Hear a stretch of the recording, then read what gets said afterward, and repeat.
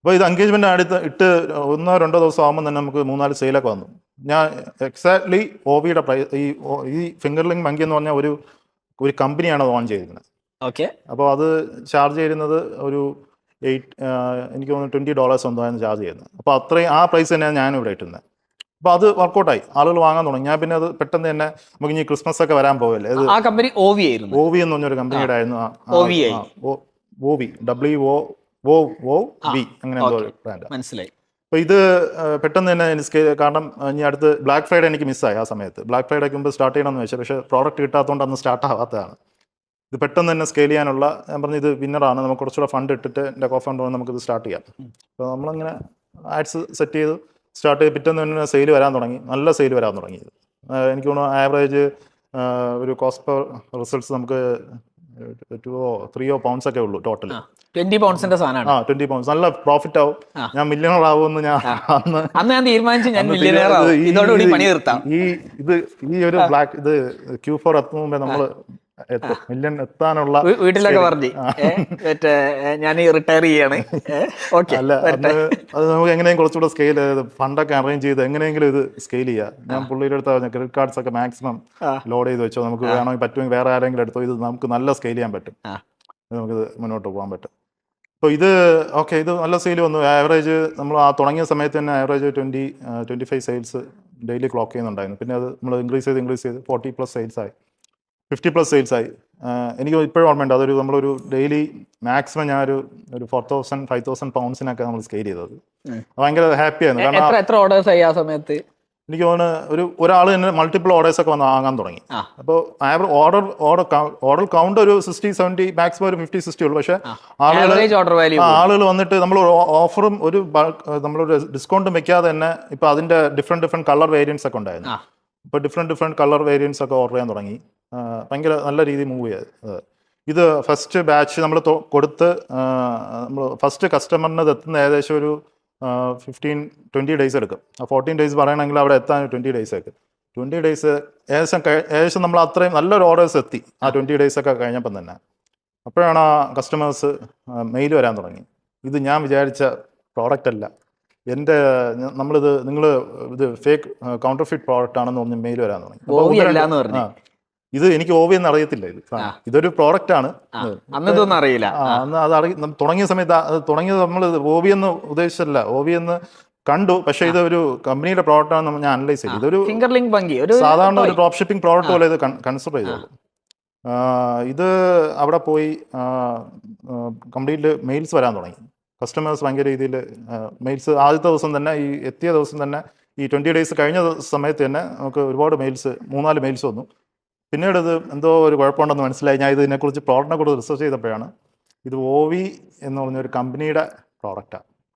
അവർ പേറ്റൻ്റൊക്കെ ഉള്ള US പേറ്റൻ്റൊക്കെ ഉള്ള ഒരു വലിയൊരു കമ്പനിയാണ്. അത് ടോയ് ബിൽഡിംഗ് കമ്പനിയാണ്, അത് അവരെ പ്രോഡക്റ്റാണ് അത്. അപ്പോൾ അത് പണി കിട്ടിയെന്ന് മനസ്സിലായി. കാരണം ഇത് ഇങ്ങനെ ചെയ്യാൻ പറ്റില്ല. ഇതിൻ്റെ ചൈനീസ് വെർഷനാണ് അവിടെ ഉള്ളത്. ഈ OVയുടെ ആക്ച്വൽ ഫങ്ഷനാണ് ഇതൊരു സെൻസിങ് ഫങ്ഷനൊക്കെ ഉള്ളത്. ഇത് ഇങ്ങനെ തൊടുമ്പോൾ ആ മങ്കി ഇങ്ങനെ തിരിയും, അതിൻ്റെ വാലൊക്കെ ഇങ്ങനെ ഇട്ടാക്കും. അപ്പോൾ അങ്ങനെ ഒരു ഫങ്ഷനാണുള്ളത്. നമ്മുടെ അടുത്ത് പോയ പ്രോഡക്റ്റ് കൈകൊണ്ട് ഇങ്ങനെ തിരിക്കണം. ഓക്കെ. അങ്ങനെയുള്ള കസ്റ്റമേഴ്സ് മെയിലിൽ ഫോട്ടോ വീഡിയോസ് ഒക്കെ അറ്റാച്ച്. ഇതെന്താണ് ഇങ്ങനെ? അതും ഒരു സാധാരണ ഓഫ് ബാഗിലൊക്കെയാണ് പോയത്. ഇത് നല്ല പെർഫെക്റ്റ് പാക്കിങ്ങിലൊക്കെയാണ് OV പോകുന്നത്.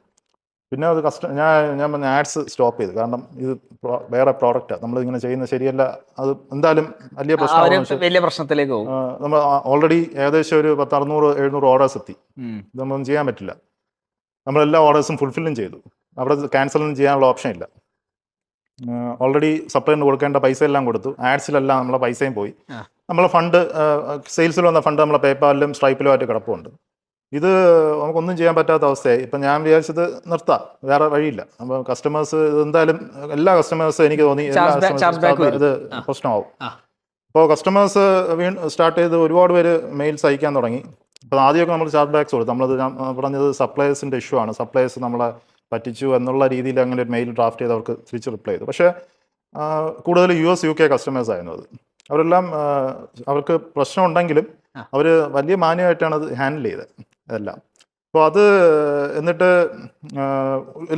ഒരുപാട് കസ്റ്റമേഴ്സ് വരാൻ തുടങ്ങി. അപ്പോൾ ഇത് കംപ്ലീറ്റ് ആഡൊക്കെ സ്റ്റോപ്പായി. പിന്നെ കസ്റ്റമേഴ്സിന് പൈസ തിരിച്ചു കൊടുക്കുക എന്നുള്ള ഇതായി. ഇപ്പോൾ ഈ കുറേ പേര് ഡയറക്റ്റ് ആയിട്ട് തന്നെ ചാർജ് ബാക്ക് ചെയ്തു. നമ്മൾ പറയാതെ തന്നെ ഇത് കൗണ്ടർഫിറ്റ് പ്രോഡക്റ്റ് എന്ന് പറഞ്ഞാൽ ഡയറക്റ്റ് ചാർജ് ബാക്ക് ചെയ്തു.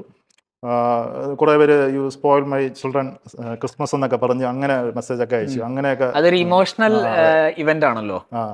അവര് അത് എക്സാക്ട്ലി ഈ പ്രോഡക്റ്റ് അവർ ഓർഡർ ചെയ്തത് അവരുടെ കുട്ടികൾക്ക് ക്രിസ്മസ് ഗിഫ്റ്റ് ആയിട്ടാണ് ഓർഡർ ചെയ്തത്. അപ്പോൾ ആ ഒരു നമ്മൾ ഇവിടത്തെ പോലെ അത് വലിയ ഇമോഷൻ ആയിട്ടുള്ള കാര്യമാണല്ലോ. അപ്പോൾ അതായിരുന്നു നമ്മൾ ഇങ്ങനെ ചെയ്തതെന്നുള്ള ഒരു ഇത് അപ്പോഴാണ് എനിക്ക് മനസ്സിലായത്. ഞാൻ കംപ്ലീറ്റ് അങ്ങ് സ്റ്റോപ്പ് ചെയ്തു. അപ്പോൾ എനിക്ക് തോന്നുന്നു ഒരു 10-15 ചാർജ് ബാക്സ് വന്നപ്പം തന്നെ നമ്മളെ 2 അക്കൗണ്ടും ഫ്രീസായി. ഈ സ്ട്രൈപ്പും പേപ്പാൽ നമുക്ക് പിന്നെ ഫണ്ട് എടുക്കാൻ പറ്റില്ല. നമ്മൾ ഒരു എക്സ്പ്ലനേഷൻ ചോദിച്ചു വന്നു. പിന്നെ വന്ന കസ്റ്റമേഴ്സിനെല്ലാം ഞാൻ എല്ലാവർക്കും നമ്മൾ റിപ്ലൈ ചെയ്യുമായിരുന്നു, മെയിൽ റിപ്ലൈ ചെയ്യുമായിരുന്നു. ഞാൻ എൻ്റെ അന്ന് ചെറിയൊരു ടീം ഉണ്ടായിരുന്നു, അവരുടെ അടുത്ത് ഞാൻ പറഞ്ഞത്, ഞാൻ ഒരാൾക്ക് കൊടുത്തിട്ട് പറഞ്ഞ് എല്ലാവർക്കും റിപ്ലൈ ചെയ്തോ, നമ്മളത് കസ്റ്റമേഴ്സിൻ്റെ ഇത് സപ്ലൈൻ്റെ ഇഷ്യൂ ആയിരുന്നു, ഇത് ഇങ്ങനെ പറ്റിപ്പോയി, നിങ്ങൾക്ക് ചാർജ് ബാക്സ് നിങ്ങൾ വേണമെങ്കിൽ, പിന്നെ ഞാൻ പറഞ്ഞു ചാർജ് ബാക്സ് തന്നെ ചെയ്യാൻ പറഞ്ഞു. കാരണം നമുക്ക് ഫണ്ട് അവർക്ക് തിരിച്ചു കൊടുക്കാൻ പറ്റില്ല, ഇതിനകത്ത് ഫ്രീസായി പോയി. നിങ്ങൾക്ക് ഡയറക്റ്റ് ചാർജ് ബാക്സ് ചെയ്തോ, നിങ്ങളുടെ പേയ്മെന്റ് ഗേറ്റ് വേ അത് തിരിച്ചു വന്നോളൂ.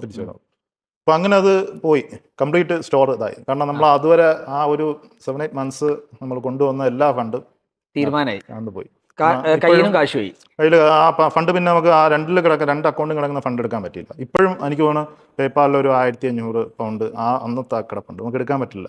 അല്ല, അതൊന്ന് നിങ്ങൾക്ക് സംസാരിച്ച് നോക്കിക്കൂടെ? ഇല്ല, അവര് കാരണം ആ കമ്പനി തന്നെ പിന്നെ നമ്മൾ ക്ലോസ് ചെയ്തു, പിന്നീട് മുന്നോട്ട് പോയില്ല അതിൽ. പിന്നീട് ആ അക്കൗണ്ടൊക്കെ പിന്നെ നമ്മൾ ക്ലോസ് ചെയ്തു. ആ പേപ്പാൽ ചോദിക്കുന്ന ഇപ്പോൾ ഒരുപാട് ക്വയറീസ് ചോദിക്കുന്നുണ്ട്. നിങ്ങളുടെ കമ്പനി അഡ്രസ്സ് എവിടെ, നിങ്ങൾ അന്ന് ഷിപ്പ് ചെയ്ത പ്രോഡക്ട്സ് എവിടെ നിന്നാണ് ഷിപ്പ് ചെയ്തത്, അതിൻ്റെ ട്രാക്കിംഗ് നമ്പേഴ്സ്, അങ്ങനെയൊക്കെയുള്ള കുറേ കാര്യങ്ങൾ ചോദിക്കുന്നുണ്ട്. അതുകൊണ്ട് ട്രൈ ചെയ്തു അതിനകത്ത് നിന്ന് ഫണ്ട് എടുക്കാം, പക്ഷെ ഇപ്പോഴും ആ ഫണ്ട് ലോക്കായി കിടക്കുക അതിനകത്ത്. പേപ്പാൽ ഭയങ്കര പ്രശ്നമാണ്. പേപ്പാൽ നമ്മൾ ഇങ്ങനെ നിൽക്കുമെങ്കിലും പേപ്പാൽ എന്താ പറയാ, ഒരു പേപ്പാലിനകത്ത് പൈസ ഇടാൻ നമുക്ക് ഭയങ്കര, പേപ്പാലുമായിട്ട് ഇത് ചെയ്യാൻ ഭയങ്കര ഇതാണ്.